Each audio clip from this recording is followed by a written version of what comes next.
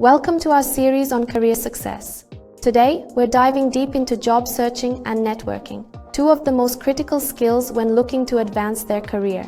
Now, we're talking with Igor, an expert in networking and job seeking with almost 10 years of experience helping people achieve their professional goals. Let's jump right in. The job market can feel like a scary place, especially if someone hasn't been actively searching for a while. What's the best way to start a job search in today's competitive environment? The first and most crucial step is to gain clarity about what you want. It's easy to get overwhelmed if you start without a clear direction. Take a moment to reflect on your career goals. Ask yourself questions like, what type of work excites me? What industries or roles align with my skills and passions? Where do I see myself in next 3 or 5 years? Once you establish the clarity, focus on creating a strategy. Too often, people jump straight into job boards without a plan, which can lead to frustration. Instead, think of your job such as a project. Set goals, make a timeline, and break the process into smaller steps. Another thing I always recommend is to make an honest list of your skills. Identify where you excel and any areas you might need to improve. If there are skill gaps or roles you are targeting, consider taking online courses, earning certifications, or volunteering for projects to build these competencies. I love that idea of treating it like a project. Once someone has clarity, you mentioned earlier that building a personal brand is also essential. Can you talk more about how to do that effectively? Absolutely. Your personal brand is essential to your professional reputation. It's how you present yourself to potential employers and your network. The first step to create a convincing narrative. What makes you unique? What problems can you solve for an employer? Think of your resume, probably your LinkedIn profile, and even your elevator pitch as tools to tell that story. Let's start with the resume. It should be clear, concise, and tailored to the roles you are applying for. Highlight achievements, not just responsibilities. For example, instead of saying managed a team, say led a team of 10 to increase productivity by 15% over 6 months. Use metrics whenever possible to show your impact. Next is updating or creating your LinkedIn profile. It is often the first place employers will look. Make sure your headline reflects the type of roles you are targeting and write a summary that captures your professional journey and goals. Use a professional photo and update your skills and achievements regularly.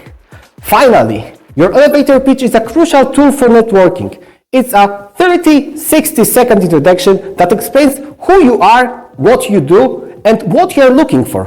Practice it until it feels natural. You'll use it in interviews, networking events, and even casual conversations.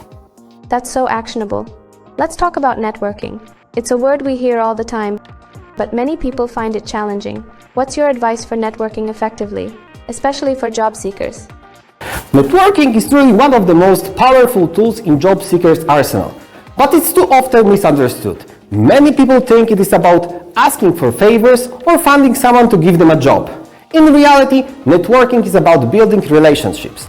Start your existing network, friends, family, former colleagues, and classmates. Let them know you are looking for new opportunities and share the type of roles you are interested in. You would be surprised how often opportunities from someone who knows someone in your circle. Beyond that, focus on expanding your network. Attend industry events, conferences or webinars. Join professional association or LinkedIn groups related to your field. When you meet someone new, don't immediately ask for help. Instead, ask questions about their career, share your own interest, and look for ways to add value. For example, if someone mentions a challenge you're facing, offer a resource, share an article, or connect them with someone who can help. These small gestures can build willingness and make you memorable. Networking is such a valuable skill, but I know many people, especially introverts, find it intimidating. What advice would you give to someone who feels nervous about networking? That's such a common concern, and I completely understand. For introverts or anyone feeling anxious, the key is to approach networking in a way that feels authentic and convenient. Start small. Instead of attending large events, focus on one-to-one conversation or smaller gatherings. Preparation can also make a big difference.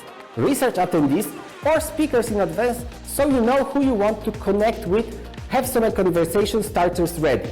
For example, you could ask about their recent projects, their thought on industry trends, or how they go into their current role.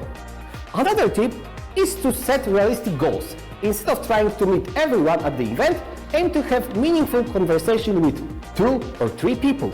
Quality always beats quantity when it comes to networking. And remember, networking isn't just in person. Virtual networking can be a great option. It allows to connect from comfort of your home and often leads to more focused conversations. Let's shift gears a bit. The job search process can be long and sometimes discouraging. How can job seekers stay motivated and resilient when things aren't going as planned? That's a really important topic because job searching can be an emotional roller coaster. My first piece of advice is to focus on what you can control. You can't always control how quickly an employer responds or whether you get an offer, but you can control how many applications you send, how many people you reach out to, and how you prepare for interviews. It is also important to celebrate small wins along the way. Did you update your resume? That's a win. Did you reach out to someone new? Another win. These small victories build motion and keep you moving forward. Another strategy is to build a support system. Surround yourself with people who uplift you.